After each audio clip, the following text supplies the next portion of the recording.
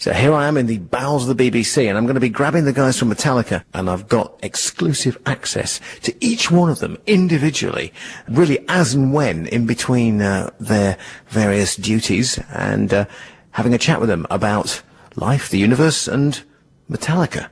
Lars, welcome. Thank you. Nice to finally be here. Yes, Death Magnetic. I'm thinking of renaming my copy Fridge Magnetic because that was the last time I spent a significant amount of time with you, was standing by Rod Smallwood's fridge in Los Angeles in the 80s. Yeah, just up the road from the Rainbow. Weatherly Drive. Weatherly Drive, that's there, it. That was it, 1200. 1200, you remember it better than I do. Now, Rod, of course, being Rod and never being one to hide his light under a bushel, was always turned around and said, oh, yes, Lars, I taught him everything he knows. I'm like, yeah, you know, he may have had the odd idea on the quiet, on the sly, on his own. But it is fair to say, you know, you were picking his brains. What did you find? Absolutely. No, listen, as I've heard myself say countless times over the years, you know that Iron Maiden has been not just a fascination, but an obsession of mine since day one. And I've always modeled Metallica after Iron Maiden in terms of, the packaging and the relationship with, the kids and the T-shirts. And it was always so much fun to hear that from Rod, because when I finally met him here in London in '84, and then it was like, wow, this guy's actually not only great at what he does, he's also a cool guy to hang out with. And it was a great couple of years for me. A pivotal moment was, we were mixing Master Puppets, and we ended up at Rod's house. So I played him side one, and the last song on side one is a song called Sanitarium. And when we were done with that, I went over to turn the tape over, and he said, that last song, can you play that for me again? That's when I knew that we were on to something great. Yeah. When he asked to play a song again, and it was like, wow, now I can die a happy man. Rod Small was asked to hear Sanitarium again. Yeah, he was Simon Cowell before Simon Cowell knew he existed. Right. Yeah. Fridge Magnetic. No, I think we're doing the album a disservice. This is actually a great record. Thank you. But I do think that management needs their head examined for their choice of first track.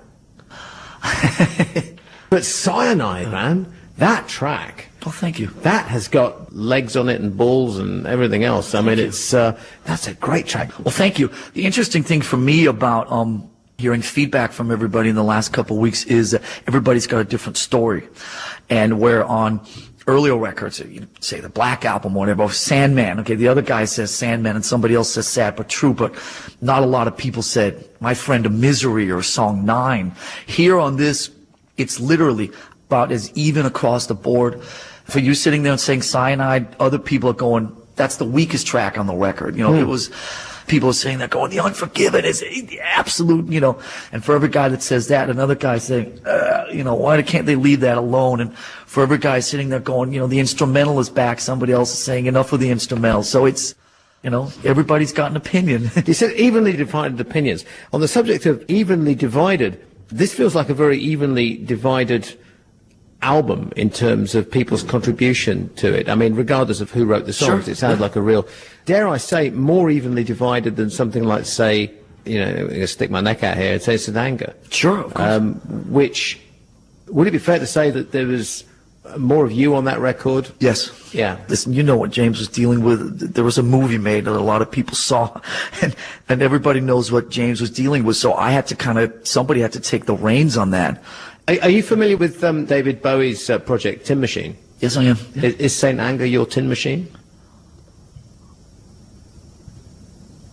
That's a very I don't know if it's good enough. I don't know if it's good enough to be Tin Machine.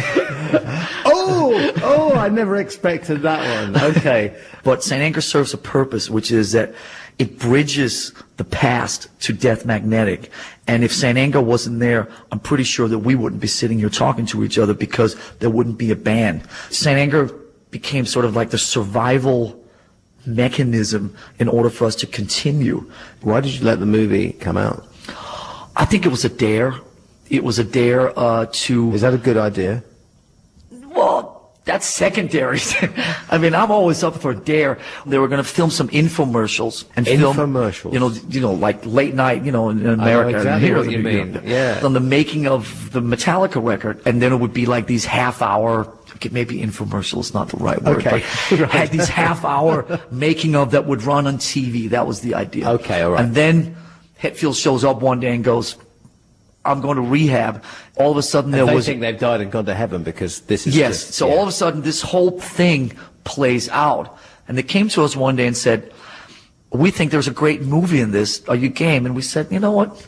We trust you. Why did you do that? Why did you take that decision? We felt that was the purest way of doing it, that if we were going to sit there and edit things out, that then it wouldn't be a movie about us, it would be a movie by us, and that was a different thing. And I look at that movie as the ultimate access to the band. But and did it have the reverse effect, though? Because I think to some of the hardcore Metallica fans, I think that it was too much. But certainly the film was probably better received in the movie world, in the film world, than it was in the music world. But as a film, I think it's very interesting because it has the human element to it. It has a natural, dramatic arc that plays out. And then it sort of became its own monster. Yeah, no, but it is difficult because there are elements of it which are clearly intensely private. We have this reputation, the Metallica machine and all this, stuff. People would, I think, be stunned if they could be inside our decision-making processes. And that's how we end up in Napster situations, or that's how we end up in some of these compromising situations, because what we do in this band is we just jump. And then we worry about where we're going to land when we're mid-flight. Yeah. We don't land in the most comfortable of places. Yes. Did you ever read that quote, by the way? I did not. Henry Miller, all growth is an unpremeditated leap in the dark with no idea of where you're going to land. I like it. There you go. That's what he said anyway. Let's move on from Saint Anger onto this one. Bob Rock, Rick Rubin, the characteristics thereof. I get the impression Bob Rock was much more of a controlling kind of a producer, and that Rick may be a controlling producer in a sort of a spiritual way. Is that roughly correct? Well, there's two things that Bob Rock does that Rick Rubin does not do. Plays bass. There's three. Well, yeah, okay. Well, 2.5. Bob Rock is a musician. Rick Rubin, if you gave him a guitar, could not play 2 chords on it. Number 2, Bob Rock is obviously an accomplished engineer. Rick Rubin, if you say go over and turn up some high end on the snare drum, he wouldn't know which button to push. So those are the differences. And when we made the decision to roll with Rick, I think James and me, we never spoke about it, but it felt to me like both of us took a slight step back to let Rick kind of do whatever it is that Rick does. If you said, Lars, describe what Rick Rubin does in the studio, it's so difficult to articulate in a couple sound bites. I mean, Rick is a big picture guy. Rick sits there and goes like, why don't you try and play all the songs in E instead of an E flat, because it's better for James's vocals. That's big picture. Yeah, it sounds great. Listen, you've got to get off because I believe you've got a gig to do in not very something long. like that. Absolutely. So at least half a gig. Yeah, create some kind of monster down at the BBC in the bowels. Lovely to chat to you. Yeah, back at you, man. Yeah. Let's do it again. Excellent.